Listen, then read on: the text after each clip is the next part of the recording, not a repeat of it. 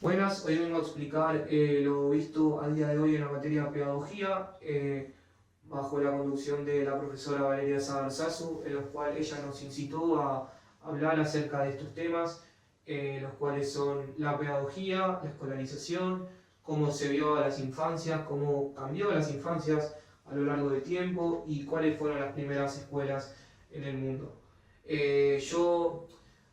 Yo lo voy a tomar desde un vuelo creativo diferente a lo propuesto por la profesora, ya que voy a ir desde una línea del tiempo, abarcando desde el siglo XVII hasta la actualidad.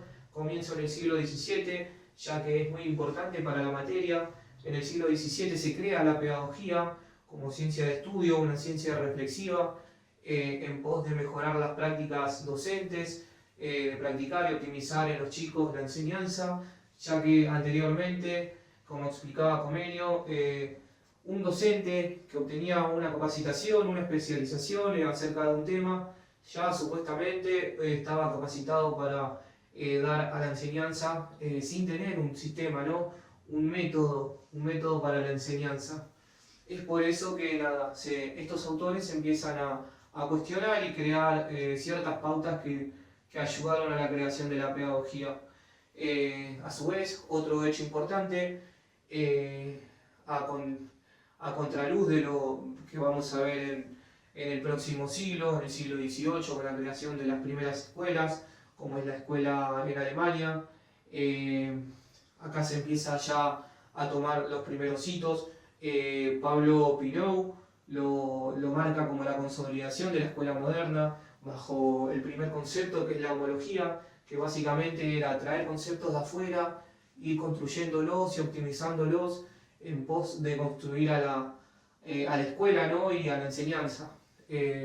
Una práctica que podemos ver que se sacó es la de la catequesis en la escuela, en las iglesias, perdón, donde los estudiantes corresponderían a aquellos fieles creyentes que estamos sentados, escuchando respetuosamente, callados, la explicación de un pastor, en este caso un docente, que nos viene a transmitir el conocimiento. Otra matiz, también que nace de estos mismos lugares, es la matiz eclesiástica, de las cuales nos habla de que las escuelas se ven como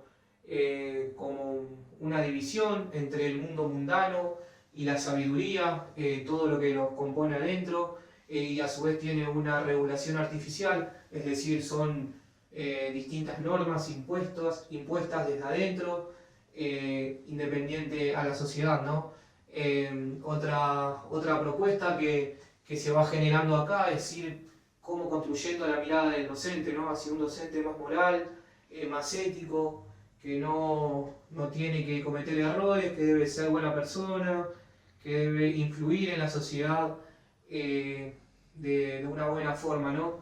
A su vez hay una formación de especialistas, empieza a fin de este siglo y ya a comienzos del que viene, empieza a haber una formación de especialistas en la materia de la enseñanza, ¿no? En cómo ir construyendo estos hábitos de cómo enseñar, de qué forma. A su vez esto trae una dimensión tecnológica, no tecnológico por traer tecnología, sino por traer innovación, en los cuales hay un método de enseñanza, una innovación en la enseñanza, una forma de impartir, ¿no? La enseñanza, bajo qué métodos, bajo pruebas, boletines, calificaciones y demás. Hay dispositivos específicos de disciplinamiento, ¿no? Bancos, hay aulas especiales para docentes, para alumnos, cómo ir dividiendo eso, ¿no? A su vez hay un currículum, aunque se quiera o no, hay un currículum en forma de ver cómo enseñar, ¿no? Qué enseñarse a leer y escribir y demás. Esto no sé si se ve tanto en el siglo XVI, pero en el siglo XVII, perdón, sino ya en el siglo XVIII, a partir de mediados del siglo. Y también la creación de sistemas por ahí de suspensión o de acreditación, ¿no? Las de acreditación, perdón, podemos ver que son calificativas, obtener algún título, algo que nos habilite al trabajo, y sanciones pueden llegar a ser lo negativo de esta parte, ¿no? El obtener calificaciones negativas, obtener alguna llamada de atención o demás. Bueno, ahora voy a explicar el siglo XVIII y XIX en su conjunto, ya que en varios conceptos no hay una razón y una fecha exacta, sino que es en el múltiplo de estos dos siglos, XVIII y XIX. Así que voy a empezar por el comienzo, que son las revoluciones en Occidente. Estas revoluciones dejan como saldo excluir a los chicos bajo las nuevas regulaciones de trabajo y la nueva maquinaria pesada que imposibilitaba a los niños de seguir trabajando. Estos niños iban quedando excluidos, ¿no?, de las sociedades, ya que no servían bajo ningún punto de vista a ningún proceso productivo. Como lo digo anteriormente, podemos ver cómo este nuevo sistema, estas nuevas regulaciones, este nuevo trabajo tras las revoluciones en Occidente van dejando fuera de este modelo a los chicos, ¿no? Entonces las sociedades se destinaron en buscarle conceptos o buscar definir a las niñeces de la época, en las cuales se los definía como niños amorales, que no conocían el bien ni el mal, que eran frágiles, que eran una hoja en blanco, que podían adquirir un conocimiento fácil, que eran homogéneos, que eran heterónomos, que eran incompletos, que eran débiles. Es así que se empieza a tomar a la niñez como una oportunidad de enseñarle valores, ¿no?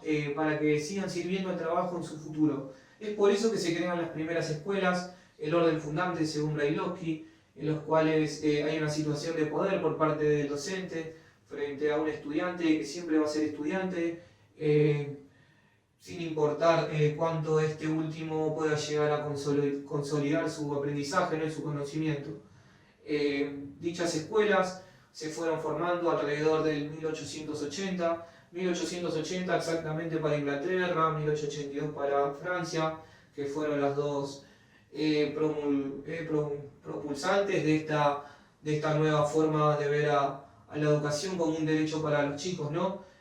Nosotros la propulsamos en el 84 bajo la segunda generación de derechos por parte del Estado Nacional. La primera se da en el 53 bajo un artículo, creo que el artículo 5 en la Constitución, donde se incita el derecho al estudio. El segundo derecho ya obliga a los estudiantes, a los niños, a formar parte de escuelas hasta los 14 años. Una escuela que va a ser igual para todos, bajo la misma mirada para todos. Buscábamos homogeneizar, ¿no? Bajo el uniforme blanco, bajo reglas estrictas, buscar arraigar y transformar, ¿no?, la educación, ¿no?, por primera vez.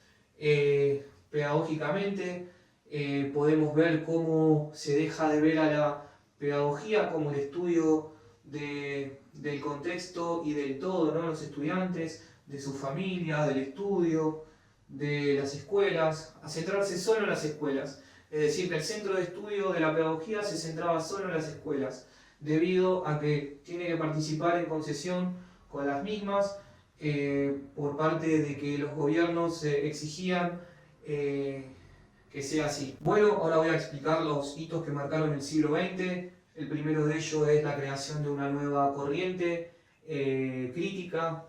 El autor Da Souza lo lleva por el lado de que las escuelas al final no eran tan neutras como se decía o se pensaba, sino que hacía de que los ricos sigan siendo ricos y que los pobres sigan el camino hacia el trabajo. A su vez, Daniel Brailovsky amplía esta mirada y lo lleva hacia el contexto personal de cada estudiante, en el cual compara a los ricos de los pobres, y él dice que los ricos tienen acceso a libros, posiblemente sus familias vengan de escolarizaciones, de décadas de escolarización, en los cuales ellos puedan ayudar a estos nuevos chicos, estas futuras generaciones, a comprender los temas y abordar el aprendizaje de una mejor manera, ¿no? A su vez, estas familias ricas tenían acceso a la cultura, algo que en la época era escaso y solamente le correspondía a clases altas de la sociedad.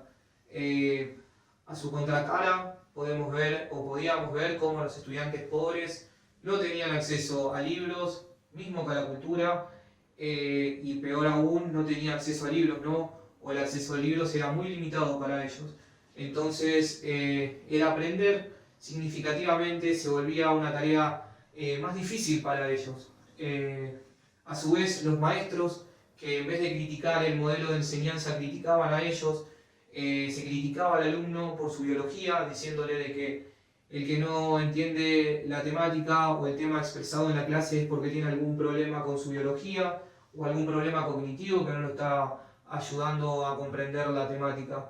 Y después la segunda corriente, creada a finales de este siglo, del siglo XX, perdón, es la mirada poscrítica por parte de Da Souza. Él lo lleva hacia las culturas invisibilizadas por los estados. Esas culturas, él utiliza la terminología discriminada y que fueron parte de racismo por muchos años. En cambio, Brailovsky la lleva por el lado de que debían de tomar visualización en nuestro estado, de formar parte del mismo, aquellas culturas indígenas y aquellas minorías que corresponden a nuestra cultura. Después podemos ver cómo la pedagogía deja de tomar como centro de estudio a las escuelas, algo que vemos en los siglos anteriores, que vimos en los siglos anteriores, y basa su mirada en la creación de un currículum que sea equilibrado para todos, sea el mismo para todos, y en buscar la forma más eficiente de enseñar. Esto debido a la creación de escuelas en masa y a la participación en masa de estudiantes por esta propuesta escolar como derecho. Por último, en la actualidad, podemos ver cómo se define, ¿no?, a la pedagogía en base al estudio, a la reflexión constante que viene llevando esta materia a lo largo de los siglos, ¿no? Daniel Brailovsky la reconoce como la madre de todas las ciencias aplicadas en la educación. Hacer pedagogía es hacer una serie de reflexiones internas de manera crítica y constructiva en pos de mejorar las prácticas, ¿no?, de hacer más eficiente a la práctica de enseñanza docente. Por otra parte, el autor nos invita a reflexionar, ¿no?, acerca de las dos prácticas que se llevan a cabo en términos del aprendizaje. Por un lado tenemos la escolarización, que básicamente se refiere a aprender en una institución, ¿no?, bajo una mirada de un pedagogo de manera constante, ¿no?, donde nos enseñan un contenido estructurado en base a los requerimientos también de una sociedad. Y por otro lado tenemos a la educación, que básicamente es la práctica no formal donde nosotros nos formamos como personas éticamente y donde nosotros incentivamos a las futuras generaciones a enseñar de manera consciente nuevos conocimientos. Por último, este autor nos indica a reflexionar sobre qué estilo de conducción seguimos, ¿no?, en base a las tres corrientes existentes, a la crítica, a la del orden fundante, y él propone que seguimos las tres corrientes, que tomamos lo mejor de cada una y hacemos que nuestras prácticas sean lo más eficiente, lo más ética, buscando el bien de todos y para todos por igual. Y por otro lado, algo que nos quedó pendiente son los derechos de tercera generación en Argentina. Esos derechos suceden en el siglo XXI, es decir, en la actualidad. Estos derechos básicamente lo que se proponen son la creación de escuelas técnicas, la creación de universidades públicas, todo bajo el subsidio del gobierno nacional.